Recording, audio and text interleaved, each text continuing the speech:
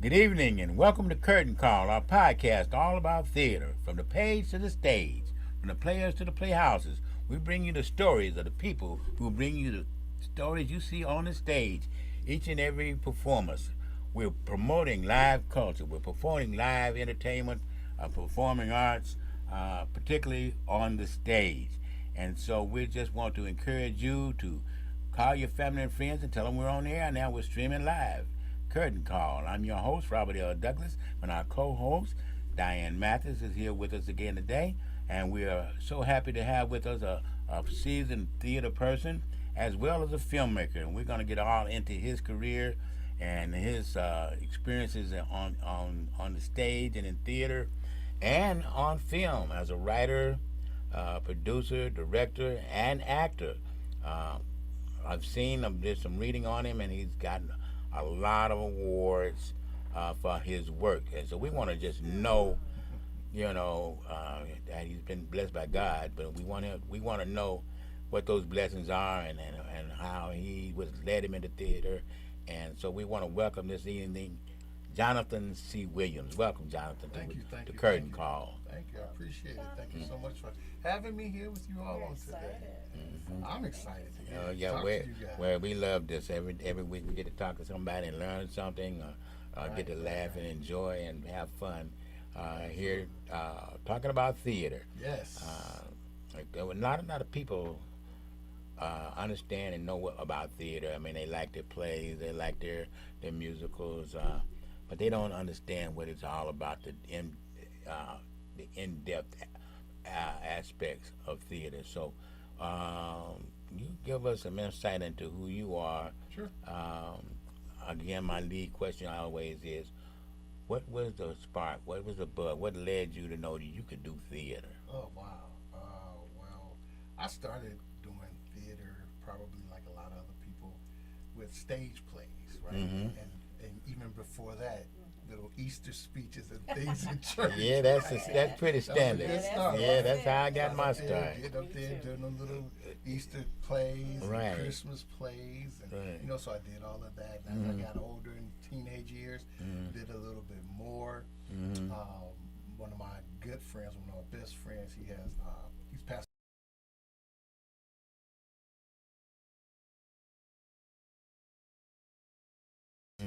In between the to do from a very young age. Okay. But then I got more involved with some of the community things and other friends, writing some original works and putting them out at in some of the venues across Metro Detroit. Got involved there somewhere around, I guess, about 14 years ago. Okay. Was when I first got out of, I would say, that confined space of being in the church scene and out to some of the community theater, and it was a lot of fun. Okay. A lot of fun. Then life got in the way, if you will. Well, life is always there, right? Yeah. And then so I got away from that, and then around 2016, 2017, we got back involved with theater and just been pretty consistent ever since. Okay.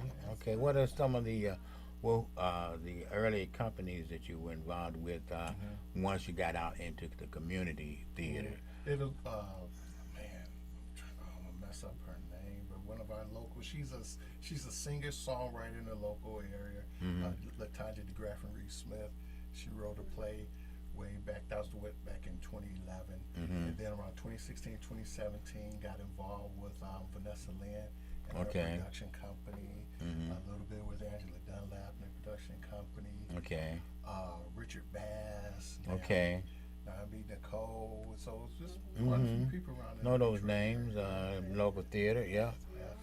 And most of those people have transitioned into film, and we're going to get to that, but we want to start with the theater. What was the first play? First and play. Who did you play? What was your role? So go back to 2011 with I cannot remember the name of the company, her production company, but it was a pastor role. Okay. It was a pastor and his wife. And so I played, and my wife played my wife. So my wife does a little bit in the theater as well. Okay. And so it was that type of role back then. Let's see, getting More recent, after that, it was dinner theater with Vanessa Lynn and Parables Entertainment. Okay. So that was very, very fun. We toured that a little bit around different places in Michigan and in Ohio. And so that was more interactive, right? So I played a local politician. It was tongue-in-cheek, laughter, funny, hilarious, but it was interactive. So we was right there in the midst of the people, touching the people, getting them involved. Okay. It was scripted, but it was some improv with it as well. Okay. That makes it more interesting. Absolutely. When the people can interact with you and the characters that you're playing. Yep. And so part of that dinner theater, the people, she would select different ones to become part of the actual production and be involved from the standpoint of being like detectives. It was a whodunit, whodunit, Okay. whodunit. Try to figure it out. Intermission, go around the room, everybody started writing down their notes, and it was so funny and amazing to see the people really get involved and intense, trying to look at every little thing to get a clue as to who was the actual killer. Looking at your clothes, your outfits, if you changed or not, who you standing next to, all of that. And part of it was part of the setup, right? To get people involved and to also distract them so that they don't get it right away. But it was a lot of fun. Okay, a lot of people don't realize. I've seen dinner theaters like that, where you go, and we've never discussed dinner theater as a part of this show, but shows where the audience gets involved in helping solve. Yes. And they're usually, most of those scripts are usually written with 2 or 3 different endings. You know. Absolutely. So Absolutely. yeah, that's and that's how I don't mean to cut you off. Go right ahead. No, but that's how those dinner theaters were, right? So it was a couple of different endings depending on how the crowd went and how involved they were. You know, we had alternate endings, if you will, and that keeps you on your toes. Right. Keeps you on your feet. Like I said, it was scripted, but we did have alternate endings, alternative endings, and you know, as we have multiple shows in a day or in the weekend, or like I said, we've toured different places, the ending would change just so that if someone were to go to the next location, they didn't figure it out. Right. Oh, I know who did it. I know who did it. No, you don't. Stick around. Buckle up. You'll see. Think you know, You right? think you know. Yeah, that's great. I love Absolutely. that. Yeah. What were some of the venues? Because we talk about the playhouses as well. So what were some of the venues, particularly for the dinner theater? Yeah. So at the time, Vanessa Lynn, she had her own venue, some buildings where she would operate a lot. We were over in East Point. Okay. Had a venue over there. We played some at International Institute. We played some. Man, there was another location in Sterling Heights, I believe. There was another location there. We was in Toledo, Ohio. The venue there. We went to Kalamazoo. Some local playhouses there. So mostly it was like community centers. But like I said, the International Institute with the stage and everything there. So. I had done dinner theater at the Northwest, the Paul Robeson, at that little hall right across the street, across from the theater, and as well as at Hope Church. I do dinner theater every Sunday out there. So the dinner theater is a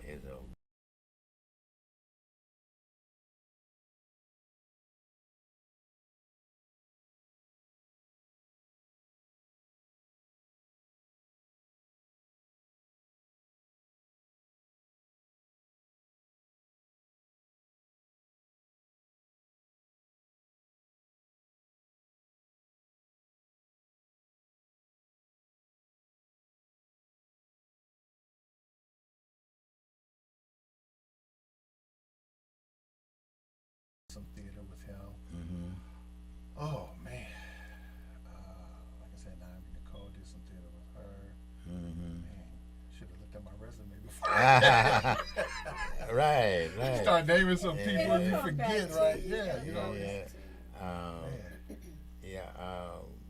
Do you sing? I don't sing. Okay. Well, Okay. But you do sing. I have sung before. Okay. I'll put it that way. I know a lot of musicals. That's that's the next level I want to go to, right? Get some vocal lessons to get my confidence to be able to sing, to do musicals, right? I've done some background singing. Growing up in the church, you sing in a choir, and then some with community choirs out there. Did a little bit of recording, but to be able to get on stage and have that confidence to sing before a crowd, I think that's a whole nother skill, whole nother level of confidence, right? So I'm not quite there yet, but that's something I want to add to my tool belt for sure. Okay. What about excuse me, directing? Yes, I've directed some stage plays, some skits, some 10-minute, 15-minute skits with Donetta Barney. She, the local playwright. She has some. Oh, she's awesome. And she did some production, acted with her, did production manager with her, did some directing with her, and with Detroit Repertory Theater. Okay. They have something called the Playwrights Lab. They have some 10-minute plays. So I had opportunity to direct one of the plays there. Okay, I'm doing that now. Okay. Actually, I'm doing directing one of the 10-minute plays for the Detroit Repertory Theater's Playwrights Lab coming up on October 4th. Yeah, it's October 4th, right? Yeah, so I had the opportunity to work with Charity. Yeah, and with Angela. Okay, so that's very interesting because they sent me 3 scripts to choose from, and I chose one called Tribute. Okay. And it didn't send who the writer was, just 3 scripts without me knowing who.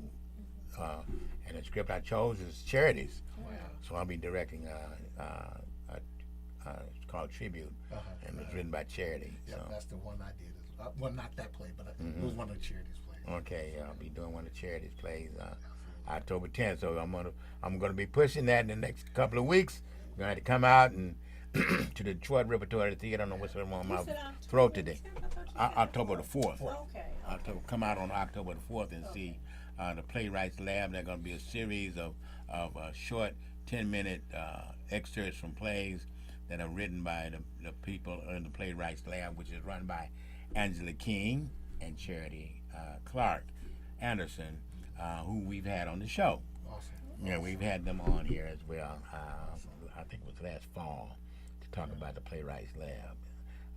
So that's good experience, man. Oh man, yeah, Man, absolutely. I mean, when they first reached out to me and asked me to do it, I'm like, "You sure you got the right person?"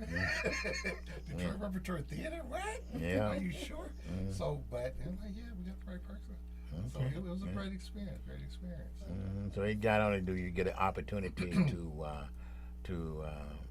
the Playwrights Lab offer opportunities for people to write, but opportunities for some of us to get some directing experience and directing exposure, which may lead to some other directing opportunities in the city.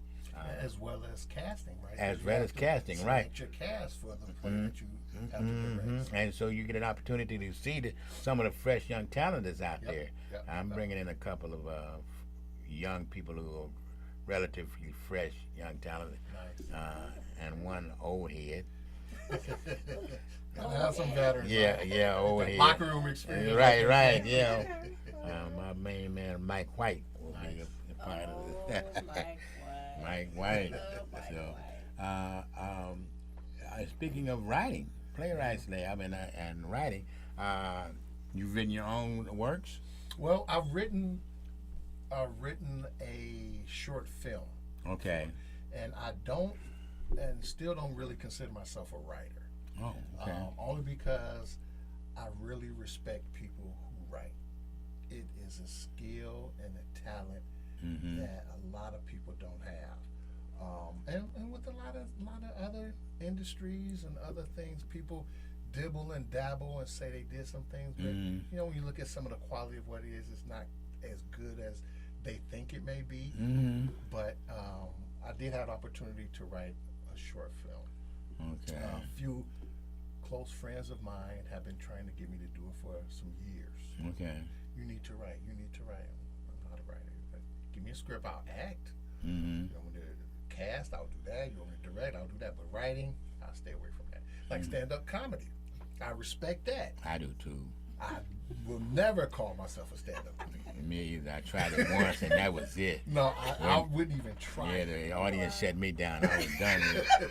I'm not doing that anymore. Well, I give me a script. If you want me to be in the comedic play and time, yeah, I got that. But to do a stand-up, I respect that art, right? Mm-hmm. So I would never attempt to do that. But as far as writing, I've had ideas and concepts of things that, you know, could be a good idea maybe for a book or an outline, but to sit there and to come up with dialogue and themes and continuity, and it's more than a notion. So what was the script that you had for the short movie that you did?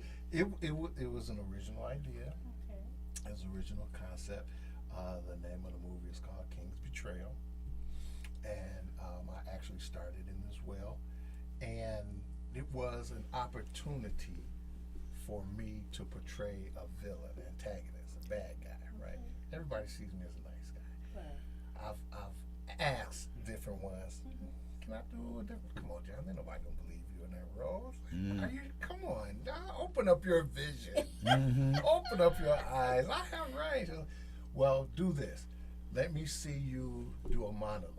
Or let me see you perform something, and then we'll see. And so I just kind of kept putting it off, and then the idea came to me for this particular script. And so I said, let me try it. So I started the writing process, typing process. Nothing happened. Waited a little bit, went back to it, nothing happened. Went back to it another day, then everything just started flowing.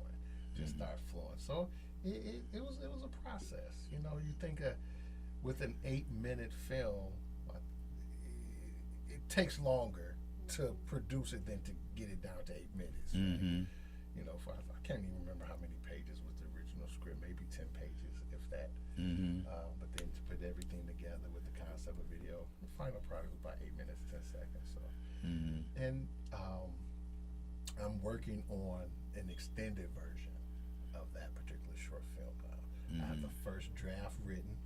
Okay. And so now I have to go back through it and put a little bit more meat and some more flesh on it, and, you know, flesh it out, and hopefully, you know, we get that to a feature length. Okay. Based on that original. So, and still trying to decide if I want to extend that story or just use that as a pilot to tell some more of it. Okay. That's interesting. You're watching Curtain Call on WJZZ Cool TV, the coolest TV station in the world, streaming to you live on YouTube. So call your friends, tell them we're on. Give us a comment. Give us a thumbs up. Let us know you like us. Give us some suggestions. Call in if you like to WJZZ Cool TV, the coolest TV station in the world. Let us know what you think about Curtain Call. And again, you're watching Curtain Call on WJZZ Cool TV, the coolest TV station in the world. Okay, so the writing process. I know that as a playwright, when I started to dibble and dabble in screenplays, it's a completely different animal. Completely different animal. Completely different set of rules and objectives, and how you approach the audience and that sort of thing. So you say you're not really a writer, so you haven't written anything for the stage. Haven't written any stages, right? Oh, okay. I understand somewhat of the process, right? You know, just trying to understand. For example, when writing, you have to, from my perspective, and different ones I've talked to, not just something to be believable, but you have to be able to produce what you're writing. And by that I mean, you can't write for somebody jumping out of a helicopter. How you gonna get a helicopter? Will you be able to get a helicopter in your budget, right? Right. If not, then you might want to try to rewrite that part of the story. If you're putting it on the stage, pretty much the same thing. If you got a house, what is it going to look visually for your audience? How are you going to be able to create this world based on your script, so that the audience can be brought into it without, you know, too much imaginary items. I remember I posted something on social media where it was, I think it was like it was a picture of 4 chairs next to each other. It said what the audience sees is 4 chairs, but what the theater people see is a couch. Right. Right. Yeah, exactly. So and when it comes to theater, you make something out of anything. Yeah, put 4 chairs together, you get to lay down in it, and the audience, why don't they have a couch? We see a couch because that's what's there. So you have to be able to create that world, that environment visually for your audience. Oh yeah. And I think in some ways theater and film is pretty much it's the same thing that way. You have to be able to create that world. Yeah, well, you learn over time that you've got to write with your budget in mind. Yes. I learned a long time ago when I started writing, I would send my scripts back to my professor, and he would critique them for me. And one of the first things I learned, I was writing multiple sets in one show, and he said, you want to stick with a single set environment as much as you possibly can. And because that way you cut down on the time of set changes, budget. That's the primary reason. Budget, set design, all of that. As you know, I've done some plays like Sam Cooke played quite a whole lot of set changes, but that's why it took so long. But usually, I try to write single set environments, and in writing for film. I've tried to keep that in mind. I have written some things. You mentioned funny thing. I mentioned somebody jumping out of a helicopter. I wrote a pilot for a primetime drama, and I have a scene where somebody's getting pushed out of a helicopter. But I was expecting that to go. Somebody, major studio picked it up and run with it. And still hoping that. So I'm reading your bio and information and some of the information you sent me. These awards. So The King's Betrayal has done real well on the award circuit. Yes, it's doing really well in the film festivals. Okay. So we've been blessed to get 8 wins. And I saw it. I'm like, 3 honorable mentions. Okay. It was just released this past January, so we're just beyond grateful Okay. to God to be able to be doing so well with that. I had an awesome crew, had an awesome cast, and people that's just talented, right? Where'd you do your filming at? We did some filming in Detroit. We did some filming in Ann Arbor, and we did some filming in St. Clair Shores. So I was able to get a boat. So we had in the St. Clair Shores. It was docked there. We had office building in Ann Arbor, then another office type building in Detroit. So basically 3 locations. Okay. So how do you, for us novice trying to get into business, and I'm sure there are a lot of us out here, how do you finance a short film like that? Usually out of your own pocket. Usually. That's what I keep hearing. Yeah. Because you don't really make a lot of money with short film. People usually call short films passion projects, right? And depending on the length, depending on who you ask, they say short films can be up to 40 minutes or less. Some people call anything less than 5 minutes micro shorts, right? So everybody has the different terms that they want to put on it. Anything, generally 40 minutes or less is considered a short movie. Anything above 40 would be considered a feature length. But I think somewhere around 60 or more people try to strive for feature length. And again, depending on your writing, depending on your location, depending on how many different places you want to film at, you have to be able to take that into consideration when you're getting your budget. Because are you shooting in a home? Do you have a home that you can shoot in? If not, okay, do you need to go to some other type of venue?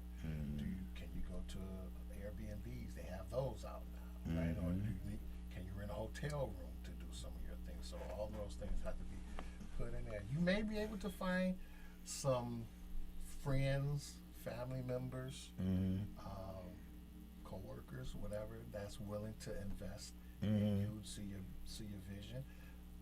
You know, the experts tell me always have a pitch ready, right, to pitch your project.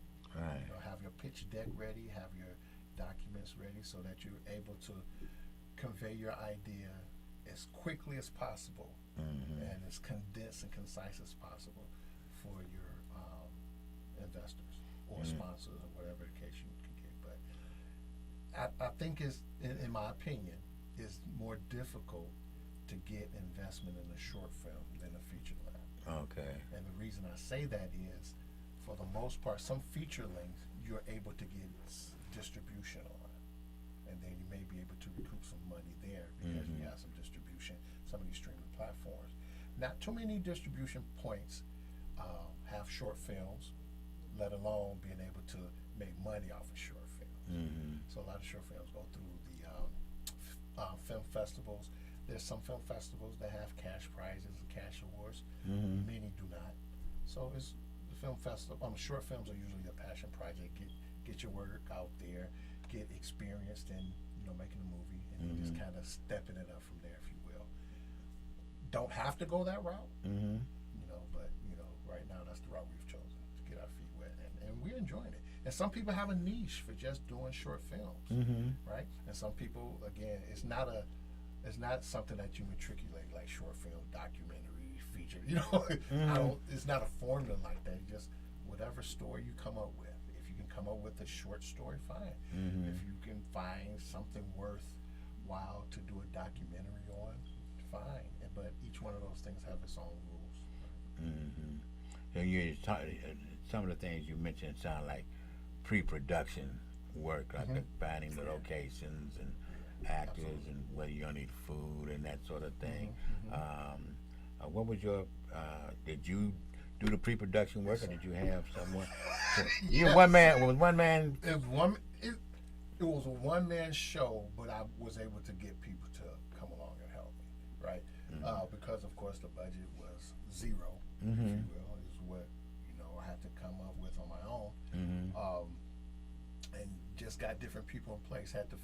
What do I need at this point? Who do I need at this point? And I reached out to people. Who do I need at this point? What do I need at this point? And I reached out to people, right? Some things you're gonna have to pay for. Some things you're able to barter for, or some people were able to volunteer for.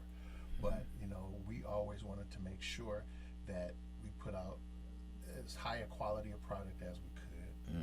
We had to take into account picture, had to take into account editing, take into account coloring of the film, had to take into account people on set. So you want to make sure that they have something to eat, something to drink. Some people don't do that. I've been on sets where people didn't have anything for you to eat. I've been on sets where people just had water for you to eat, maybe a candy bar or granola bar. Been on sets where people had, pizza. Then I've been on sets where it was 4 3-course meals, right? So it really depends on your budget and what you can afford. But you want to take care of your people no matter what. Yeah, that's important. Gotta take care of your people. Gotta take care. Can't get away with that. Okay. So tell us about King's Betrayal. So King's Betrayal, again, was a concept. The original concept was to play a bad guy. And so the synopsis or the story is there's a mob boss in southeastern Michigan. He has some influence, if you will, with local authorities. One of his, this particular PI, private detective, the police detective was on a stakeout. He just happened to see something happening. So the detective, hit his record on the button on his camera and captured this meeting. And the meeting was between 2 rival gangs, if you will. He was a lieutenant from one gang and the leader of another rival gang. And he was basically trying to recruit that guy from the other gang to take down his boss. And so the videotape, the PI happened to send the video file to the main guy, which is played by myself. Name is Legend. And so now Legend have to decide what is he going to do. Is he going to look at the footage, and then he has to respond with what he to what he saw with one of his lieutenants meeting with his rival. So that's what takes place. How many cast?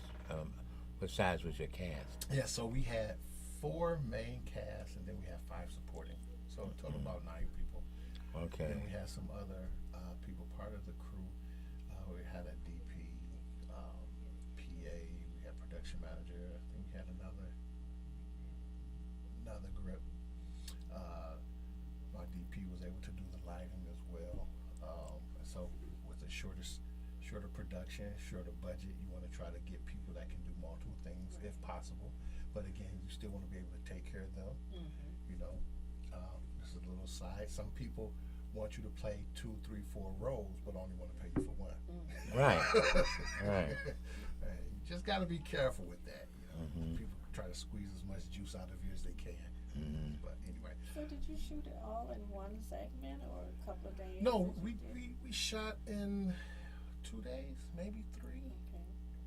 I think we shot in 2 days, maybe 3. I can't think of the 3rd day, but it might have just been 2 days. We did 2 locations. Yeah, 2 days. 2 locations in 1 day, then 1 location the other day. Did you have music accompanying? Yes, that was done in post. We were able to get a local artist that I know to actually. I was able to get permission to use one of their songs, part of the film, part of the credits. So, Okay. a little product placement in there as well. Right. Of course. Permission, by permission, of course. So yeah, we're pretty happy with the product. Okay. I want to talk more about the product, but first let me just say you're watching Curtain Call on WJZZ Cool TV, the coolest TV station in the world. And we're about the business of promoting and raising our awareness, our community's awareness of theater here in the city of Detroit and throughout the United States of America. So if you're watching in Atlanta, tell your friends. If you're watching in New York, tell your friends. If you're in Chicago, tell your friends, tell your family. If you're in Houston, tell your friend, tell your family. And all my friends in those places, if you're watching, keep watching. Tell everybody you know that you're watching Curtain Call on WJZZ Cool TV, the coolest TV station in the world. Now, back to this production. Yes, sir. How much did you have to put on film to get down to 10 minutes? Oh wow. Oof. That's a good question, and I should know the answer to how much raw footage we actually got. I would say, I think I got maybe 60, 70 minutes worth of actual filming that had to be edited down.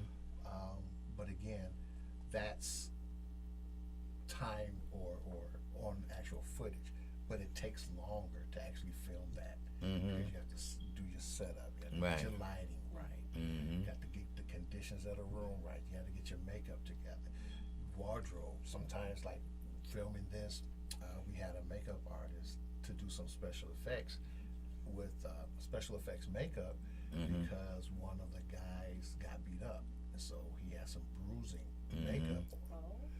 But during the filming, it was pretty warm in the room, and so the prosthetic started sliding. Oh my goodness! Right, so we had to break and get that right. Wow! Tried it again, then it started sliding again. So then, makeup artist had to make some adjustments. Well, we can't go with the prosthetic that we originally thought we were going to use. Now, what are we going to do? So you have to evolve and adapt depending on the conditions because the weather can change. Like I said, we was filming inside. We had fans in the room, but we didn't have the air conditioner on because that'll have sound and it'll pick up on the cameras and it'll take away from the aesthetics. All that's got to be taken into consideration. Have to be taken into consideration. Sometimes you could hear the motor on a refrigerator, and that'll mess something. So you got to unplug the refrigerator. So you have to be mindful of all those little bitty intricate elements when you're filming.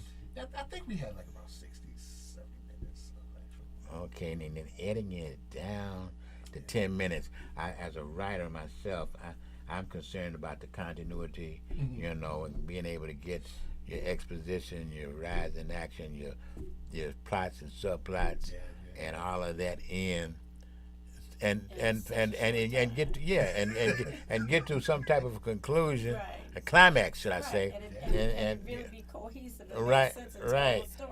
And I've yet to get down to 10 minutes on anything. And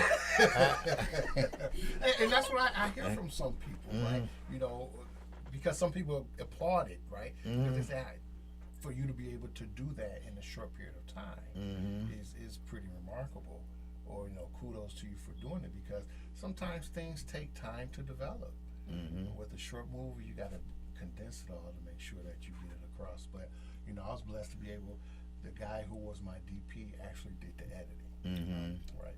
So he understood what he captured on camera and the forethought, so he'll know what he has to do in editing. Right. So, you know, sometimes that's good, and, you know, sometimes just good for the director, the DP, and the editor to be there together to make sure things are there. So Right, because I've seen some movies that are just, okay, it's not making any sense. yeah. And these are full-length movies, you know, it's choppy. It's like, wait a minute, you started down this road, now you're over here, and then How did that get? yeah, you know, so. How did that fit into this?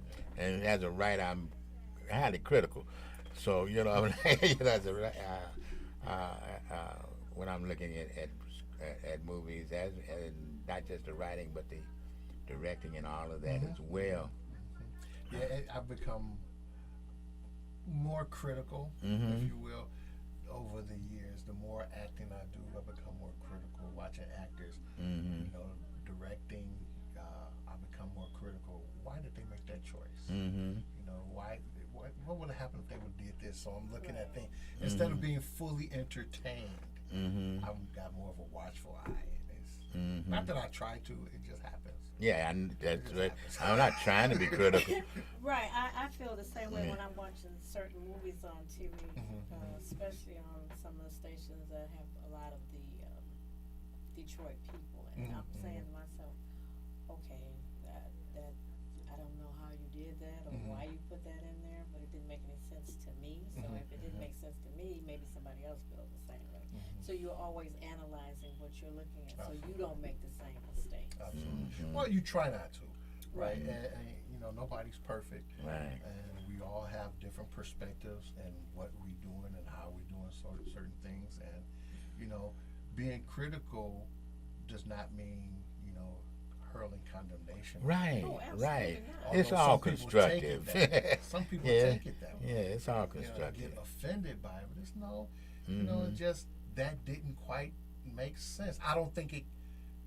Your idea and what you wanted to convey didn't quite come across. Right. And that's something to be, I think, to be critical about to help somebody. Because I've done that, and even with the this play that I'm directing currently, that's one of the questions I asked the writer. Is okay, if I didn't understand, the first question I asked was, can you tell me what made you write that part, or what made you make that decision for that particular part? Because if I understood it from your perspective, then maybe I can get it, but I didn't get it that way. So maybe try it this way or try it that way. But you know, in this particular process as a director, you can do that because it's not fully done yet. You're still in rehearsals, this, that, and the other. So, Right. okay, why did you write that? Why did you say? What were the point you was trying to convey? Because it didn't quite come across that way. This is how I saw it. This is how I see it. Is that what you were trying to do? So you know, the conversations kind of go both ways. But it's all for growth. It's all Right, for right. Now, one experience I had working on a set with some actors and a movie, the script was, I thought, pretty well written. But when I saw the finished product, it wasn't what I remember working with. Okay. It was just, it was like chopped up. I was just saying it was, and so the editing, even though they put everything in the script in the can, so to speak. And what they actually put out after it was edited did not do the script justice. Yeah. And so sometimes you know, you got to make sure you got a good editor and that sort of thing. And somebody sitting with the editor, preferably the director, right, to make sure that the story flows as it's supposed to flow. The writer put their product, their baby, their script into the hands of the director, and trusting the director that they will bring to life the script with the right actors and the right feel and the camera footage and the shots that's taken to make sure that the story is seen by the audience. And then you put that in the hands of the editor to make sure the right pieces are not cut out. Right. You want to make sure this stays in it. This stays. No, we gotta have that. We gotta have that. Well, that's the best we got. So that's the best we got. Well, man, the camera person didn't get the right shot. That's the best of the shots we got. So you know, it's important. It can be a headache. Yeah, it's important to have a good director. Process. Good director. Everything is important. I mean, you understand? Everything is important to the process. The sound is so important. The sound is extremely important. Your camera angles, what the footage you actually capture is important. The lighting. The lighting is important. And as you mentioned earlier, the makeup. As a theater major, that was one of the things we learned is how to do makeup.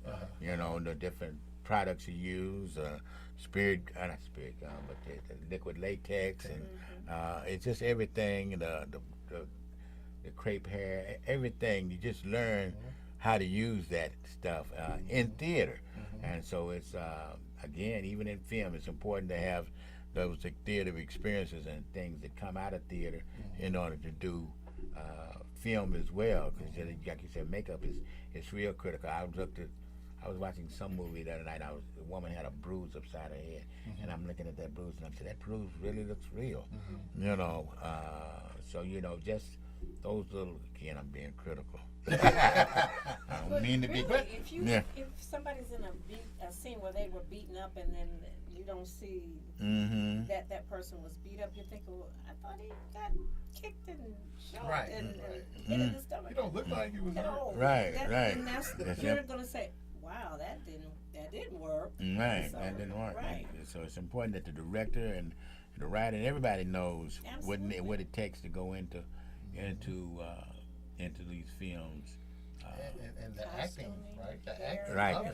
If you have a broke leg, next time I see you, I should see you limping or with a cast. You know, you should be walking normal. Right. We didn't forget. Right, we didn't. Right. We remember you were injured. Right. We even saw you jump off that building and get up limping, and so you should still be limping. You should still be limping. It didn't go that fast. Right. One of the questions I wanted to ask you, particularly regarding the festivals, how do you get tapped into those? So there's a website, there's a hub, I like to call it, called Film Freeway, and a lot of film festivals go through that hub. You create an account there, and then you have access to hundreds and thousands of different film festivals, and then you just do your research and you search them out, which ones you want to submit your project to. And you know, most of them have entry fees, and they range different prices to entry. And again, the rewards and awards are different for each one, so you just kind of look around to see. They're international. You have some right here in the Detroit area, and then there's some in local to Michigan. There's different ones across the United States, and there's some across the seas. And so you just kind of pick one of the ones that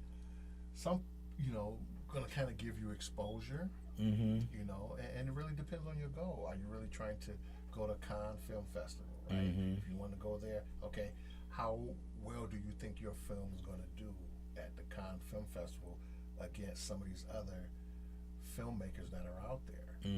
So are you trying to just get exposure, or are you trying to win?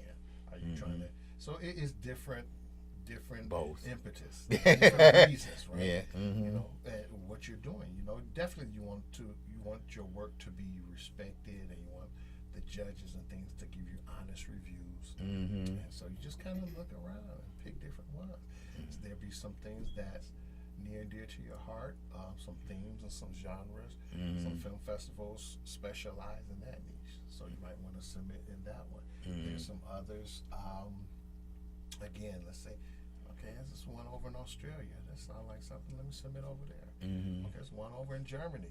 Okay, I like what they're saying there. I'll submit there. So Mm-hmm. whatever your budget is for submitting, Mm-hmm. just go ahead and submit, and then it's a process for how they get back in touch with you, Mm-hmm. and also how your project actually get to the place of being screened or not. Okay. It might not get selected, Yeah. or it might get selected to be judged but not nominated.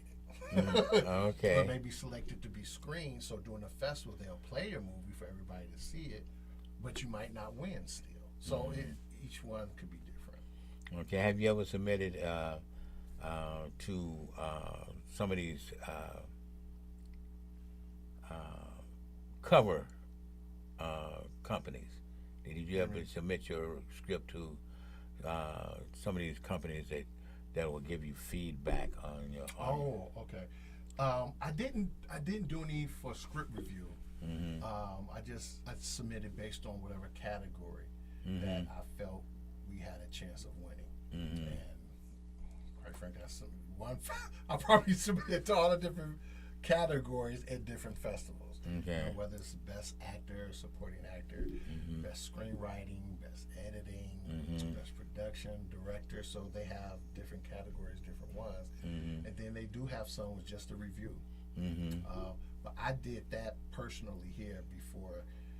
I sent my script to for peer review Mm-hmm. with some people that I know that are in the business, and had them review my script and give me feedback before I actually start filming. Okay. Yeah. Okay. You are watching Curtain Call on WJZZ Cool TV, the coolest TV station in the world.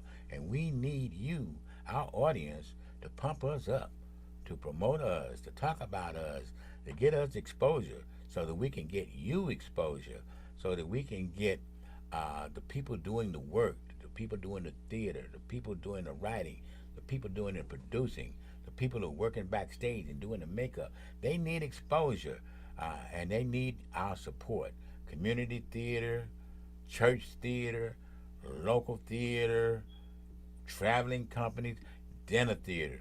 We need to support theater, period. And that's what Curtain Call is all about. So tell your family, tell your friends, even tell them people you can't even stand. Watch Curtain Call on WJZZ Cool TV, the coolest TV station in the world. So what's coming up?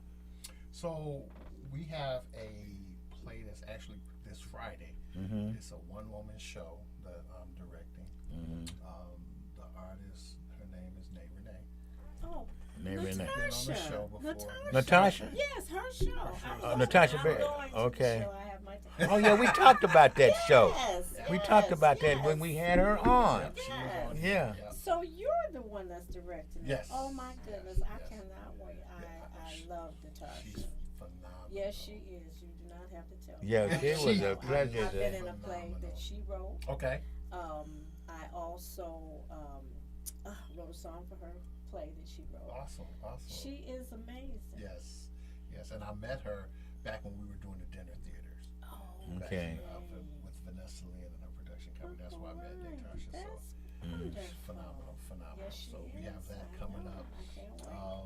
And I can't wait to see it fully. Mhm. Because she's just a phenomenal actress. She Okay. really is, and she's just an incredible young lady. Yes, Period. absolutely. We had dinner last week, Sunday, and Okay. we talked and laughed, and I'm excited. I'm so very proud of her Yes. because I met her. Actually, I met her when she was about 6 or 7 years Okay. old. Okay. I did the Motown show with Jim White. Okay. We had a whole show like it was the real Motown review, Mm-hmm. and she played the dummy, Mm-hmm. Willie Tyler. Yeah, we in talked Lester. about She was that. Lester. Right. Yes, Yeah, she's been doing it a long yes, time. she has, and she's a great She's writer a as veteran well. at it. Yes. So Mm. that's pretty much what we got going on. As far as the theater is concerned, do have a couple of movies coming out as well. Okay. One particular one was actually released on streaming platform today. Okay, and which one is that? It's called 10 Toes Down. 10 Toes Down. Yeah, Oh, streaming is that now on Tubi. Okay, I saw 10 Toes. Yeah, okay. I saw the first one. Yep, so the second one came out today. Today? Yes. Okay. Okay. Okay. Yeah, So you so got that audience, 10 Toes Down.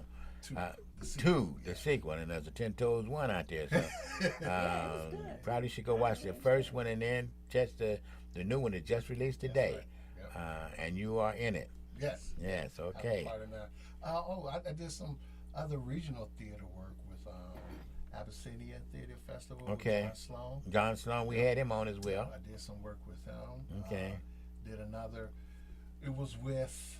Oh my gosh, what's the guy? Clyde. Clyde Pogue? No. No, not Clyde Pogue. Clyde Hopper. Clyde Hopper. Okay, we've had him on. We had him on remote from Louisville, Kentucky. Yep. Yeah, I did some Yeah. work.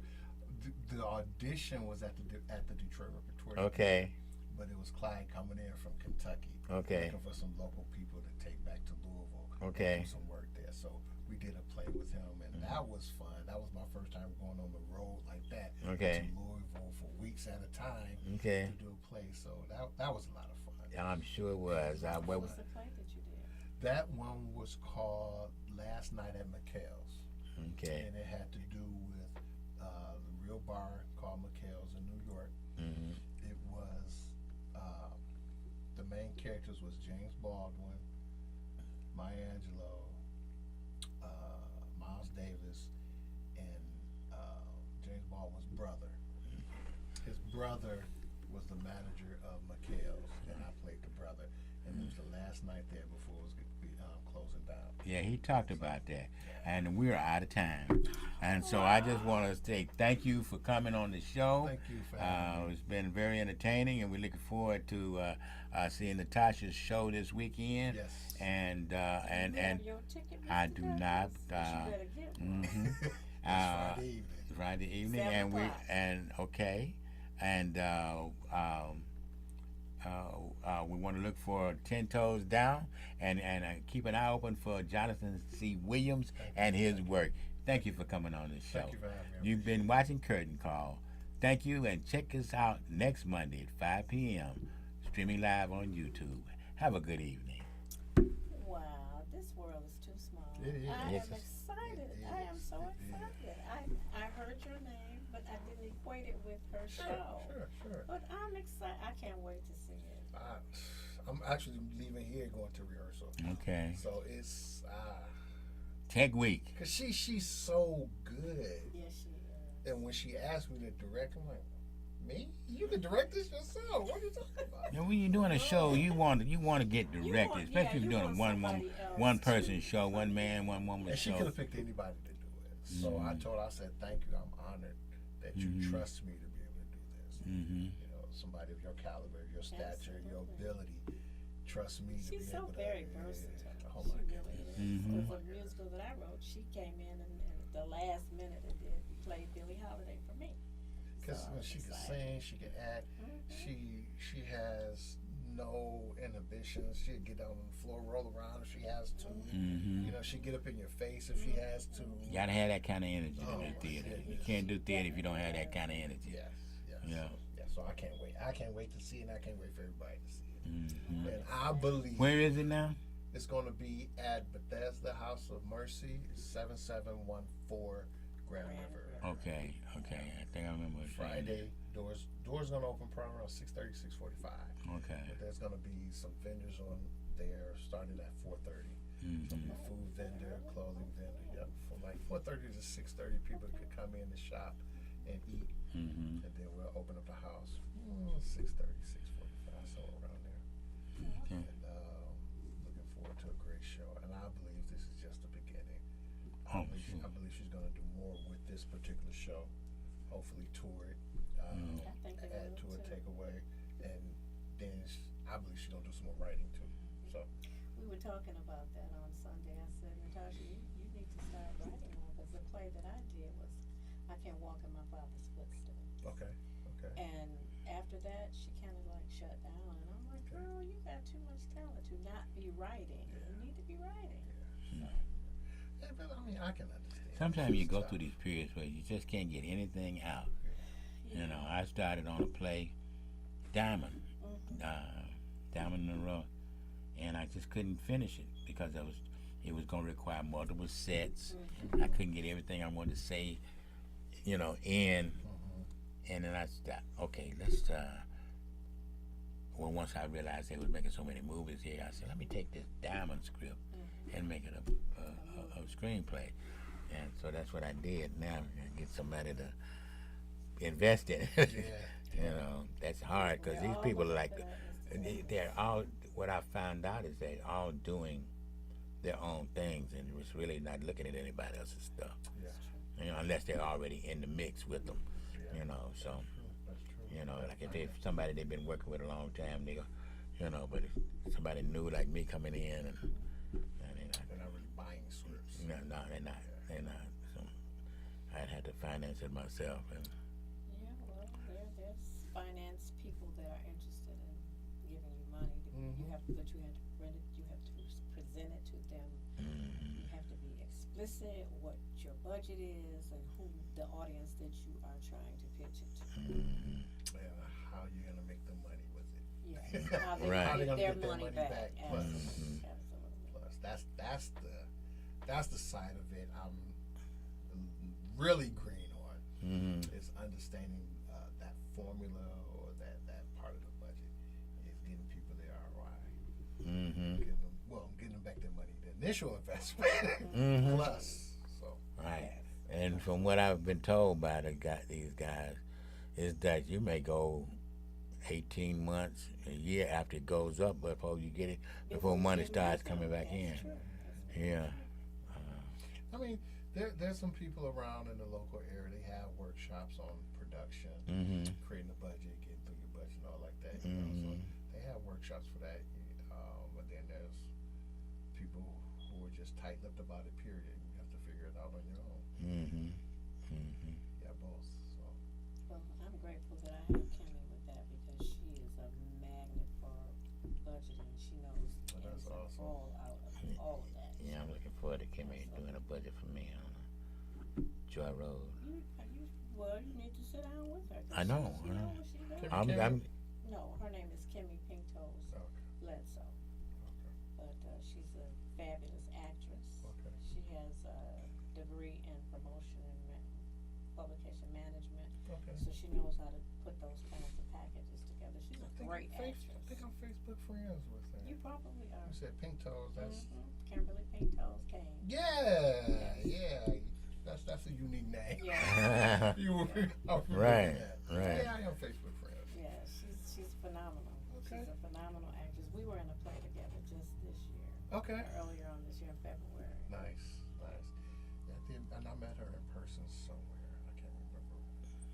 And once you meet her, you never forget her. 'Cause She she's- came up to me. She shook my hand. I was like, "Hey, I know your face Yeah. for that profile." Yeah, she's Good to meet you in brilliant, person. Brilliant writer Awesome. herself. Brilliant Good. writer. Good. Detroit is full of talent. It really Yes, it is. So full of talent. It really is. That's right. Yeah, but Amazing. the thing is, you just got to find that right group of people Yes, that's it. that the Lord will bless you with. Your team that you're gonna Mm-hmm. be with. Everybody is not for everybody. Exactly. And so, Exactly. just pray the Lord surround you with the team that's supposed to be with you. That's and my what's prayer gonna happen. always, and I always. Well, I've been in Mr. Douglas's 2 plays with Mr. Douglas, and I think he's an amazing director All right. because I've had the experience. Good. And then he directed my play when I did it at the Aretha Franklin Cafe, and so I mean, there are some great people in Detroit that It you don't is. even know about. Yes, Mr. a lot of Douglas people. and Mike White. Oh my. Mike White is a great actor. Good. Funny guy. Okay. He can take an ad lib and turn you around. If you can't follow him, you can get lost. But he's great. He's great to That's work awesome. with. That's awesome. Yeah, it's a lot of talent. Absolutely. And I prefer theater to movies. I do prefer too. the theater. I love theater, but I like movies as well. I love movies. Well, from a But performing stage, Yes. yeah, I prefer the stage as I well. like that interaction. Yes. With the crowd. That energy you The get from, energy you get from it. and every audience is different, Yes. and every audience is giving energy. So Yes, Yes, they do. yes. The Yeah. comments that when you do something that just perturbs them, they shout out. If they love what you're doing, they'll start clapping immediately, or Yeah. laughing, or whatever. And that energy kind of boosts you into continue Yep. where you're going with the Yeah. storyline. With the movie, you never know. You filming, you don't know. You don't know if you did well or not. Mhm. True. Even And even not with the only that- director telling you, okay, we're gonna do this again. Okay, we're gonna do this again. Okay, we're gonna do another take. Okay, we're moving on. So you don't know, did I do it well, or we just gotta move on Until you because of actually time. see Until you what actually you see did. it. Right. So you don't get that response.